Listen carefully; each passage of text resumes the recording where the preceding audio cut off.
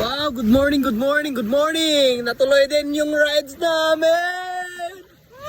Woo!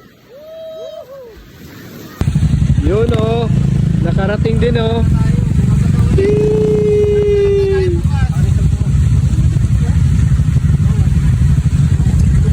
Beams.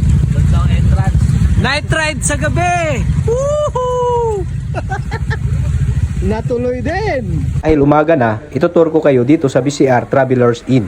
Dito lang yan sa Balagbag, Real Quezon. So dito makikita nyo na may nakalagay na entrance at dito kasi information nila sa salamin nila may nakadikit na maraming sticker ng mga vlogger. Shout out sa inyo. Pa-comment naman sa mga vlogger natin dito na nakadikit na yung sticker nila sa information ng salamin. Nandito tayo ngayon sa Balagbag Beach Resort. Yan oh, mga sticker ng mga vlogger na yan oh. Yun oh, malapit na mapuno. Soon makakapaglagay din tayo dyan. Ito na nga yung pangalan ng BCR Travelers Inn. Ayan yung mga motor namin oh. Yan.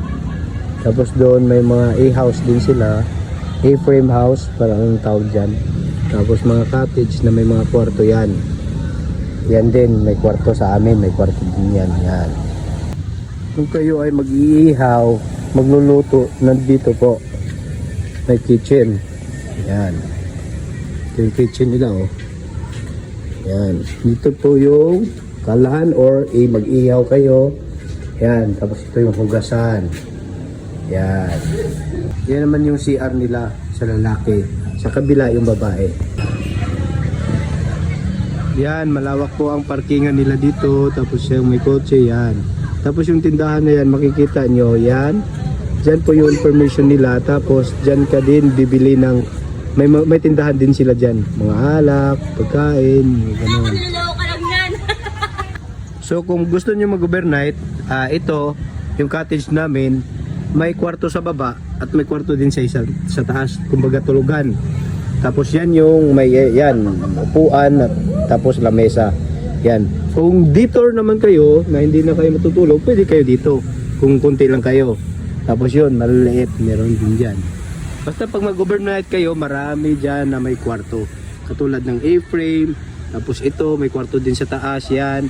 Tapos ito, cottage. Tapos ito, may kwarto din sa taas. Yun lang po. Salamat. Oh, ops.